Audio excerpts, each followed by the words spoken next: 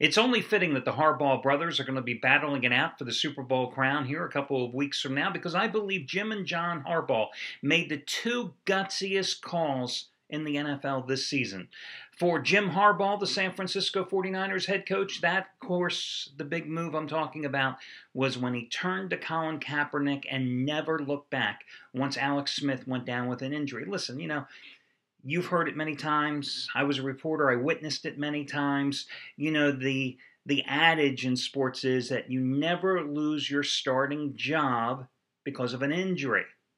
But keep in mind, Jim Harbaugh drafted Colin Kaepernick. He invested in Colin Kaepernick. He drafted him higher than most people ever thought that Kaepernick would go coming out of Nevada because he ran that pistol attack. But because of the NFL strike a couple of years ago, because of the way Alex Smith rallied the troops during the informal workouts, Harbaugh really was, I want to say, stuck, but I don't mean that in a negative way. He was saddled, and I don't mean that in a negative way either, with Alex Smith as a starting quarterback. And listen, he got to the NFC Championship game last year, despite the criticisms of Smith just being nothing more than a game manager, and they lost to the Giants. Well, this year, they got off to the good start, but again, the whispers still there in the background, the doubts about whether Smith could get the job done. The minute Smith gets hurt, he goes to his guy. He goes to Kaepernick. And he risked losing certain portions of the team. Because, listen, veterans believe in that old adage, too, that you don't disrespect somebody by letting them lose their job as the starter because they get hurt, because they know they could be next. But Harbaugh stuck to his guns, and now his rookie quarterback has rewarded him with a Super Bowl berth. On the other hand, John Harbaugh, the Baltimore Ravens head man, there's a team that really didn't have an identity this year. They came into the season figuring they'd go more no huddle, a fast up-tempo attack. Didn't really work. Suddenly you heard the whispers are not using Ray Rice enough. Well, gee, you heard those whispers last year as well. But Harbaugh makes the decision with his team really just teetering on the edge of disaster in December to fire his offensive coordinator, Cam Cameron, and replace him with former Indianapolis head coach Jim Caldwell. And you remember the first game after the switch, it was a disaster. Denver comes to town, and just beats up the Ravens in that contest. And perhaps the image from that game is Joe Flacco after the interception late in the first half of that game that was returned for a touchdown, giving Denver an insurmountable 17-0 lead, face first into the turf on an aborted tackle attempt at a last chance try to stop the Denver player from scoring. And yet, both of those gutsy calls resulted in their respective teams reaching the Super Bowl. And of course, we will hear nothing but nonstop hype over the next 13 days about the sibling rivalry, about Ray Lewis, his final game, about Kaepernick's rise from nowhere to quarterbacking a championship team, yada, yada, yada. Okay, come on, who out there? You're out there, I know, you're just like me. You don't want to even hear about it either. Can't we just play the damn game? Hey guys, Al DeMarco here, and this is going to be your Monday video report.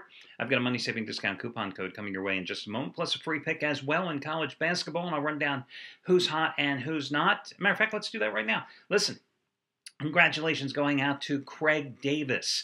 Did it again yesterday. Biggest NFL release of the season. 109 winner number 7 out of 8. His playoff teaser of the year. Couldn't get any easier with Atlanta and Baltimore. $10 bettors in the NFL have now won since the end of last season. $8,885. So congratulations to him. Scott Delaney, the winningest handicapper at the site here over the past 2 months. 33 out of 52 winning days.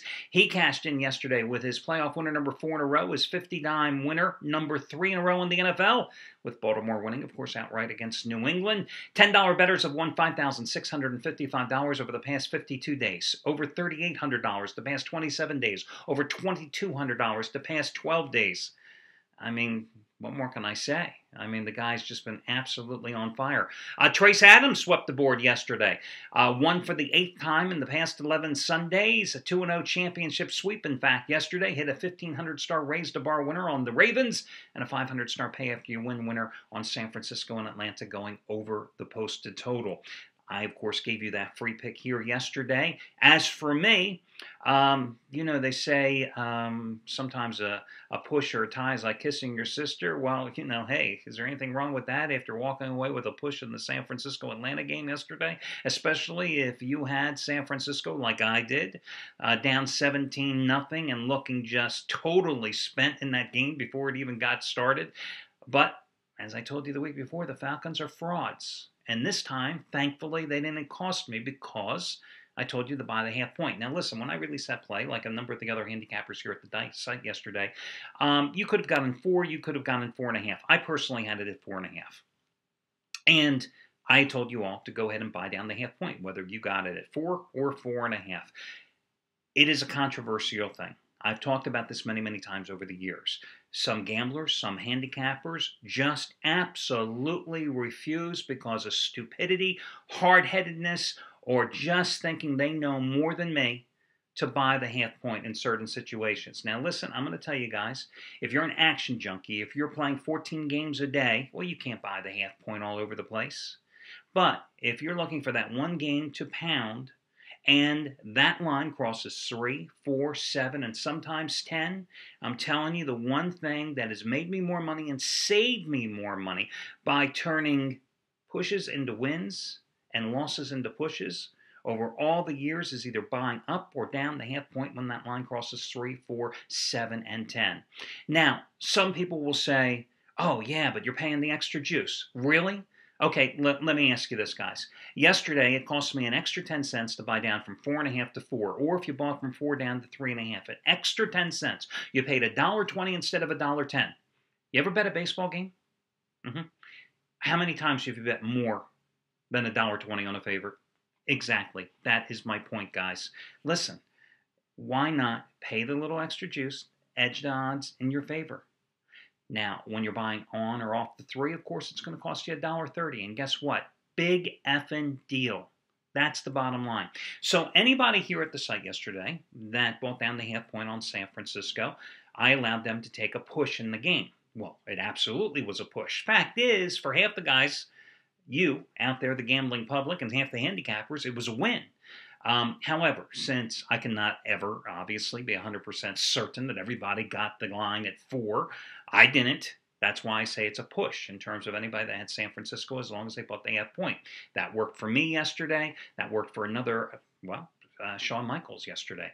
After cashing in with the 10th ever 100-dime college basketball release of his career on St. Joe's by 20, laying 12.5 over Penn on Saturday, came back with another 100-dime NFL winner yesterday, and you know how good he has been with those 100-dime NFL releases. He told everybody yesterday, wanted this 100-dime NFL winner number 30 out of 42 to buy the half point down on San Francisco, and aren't you happy you did as well, just like I did as well.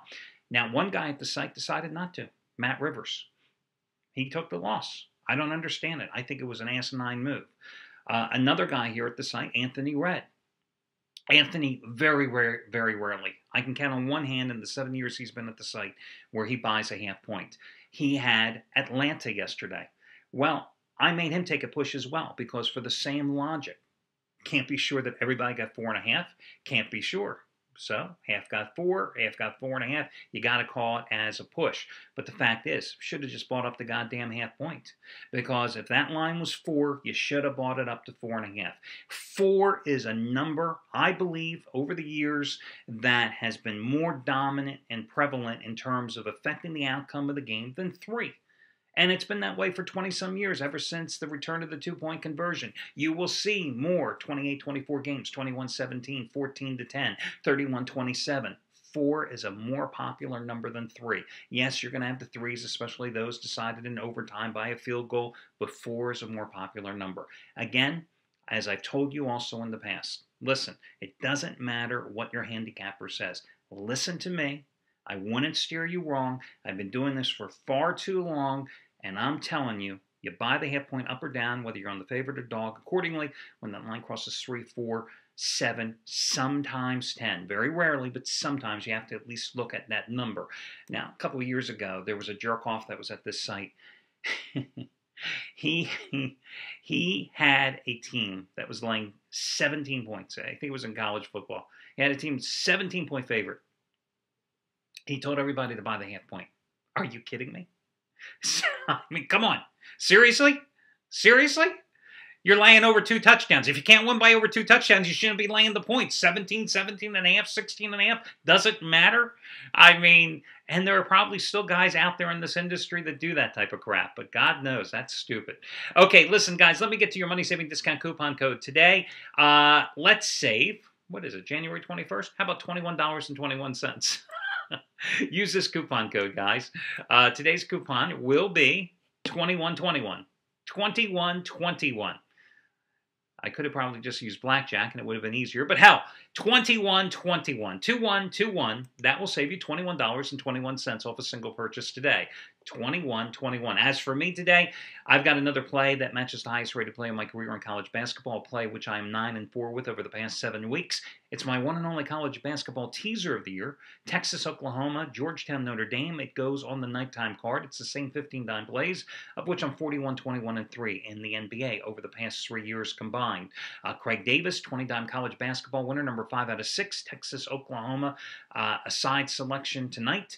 Scott Delaney, looking for winning day, number 9 out of 13. I already gave you his long-term run. 25 dime hoops winner, number 13 out of 18. 12-5 with those 25 dime plays so far this season. So those are among the handicappers and have big plays going here this evening. Unfortunately, Jeff Benton, charity play of the week selection, didn't even come close yesterday as the Patriots and the Ravens stayed well under the posted price. Now, for your free play, guys, I want to take a look at a game that goes at 5:30 Eastern Time. It's Baylor -4.5 playing in Waco tonight. Baylor, of course, last Monday, season low, 44 points and a 17-point loss at Kansas. Somehow they had a Division III cupcake, Hardin Simmons, on their schedule this past Saturday. They were able to rest a couple of their big players, and they still rolled 107-38. I think that they rebound here tonight. Listen, prior to losing to Kansas, nothing to be ashamed of there, especially in Lawrence, the Bears had won 6 out of 7 games, and their lone loss was a 6-pointer, 92-86, I think was the final at Gonzaga. Not an easy place to play out in the Pacific Northwest. Meanwhile, the Oklahoma State Cowboys are coming off a 79-45 blowout at Texas Tech, but the Red Raiders suck, okay? Previous Saturday, they lost to Oklahoma, their arch rival, 77-68. They've also lost to Kansas State, 73-67. They also lost at home to Gonzaga, 69-68. They're just 2-3 in their last 5 games after starting the season 10-1. But if you look at that 10-1 start, they didn't really have that tough of a non-conference schedule. Now, Baylor won last year 106-65 at home. You're not going to find a blowout of that magnitude coming up here today. But -4.5 to 5 points, I can see the Bears winning this one comfortably by 7 or 8 points. They may not start fast, as they did struggle against BYU, for example, a couple weeks back when I used them as a free pick, but they'll finish strong, and that's all that matters, and that will be your free pick here. Good luck, guys, and I will catch you again come Tuesday with your next video report.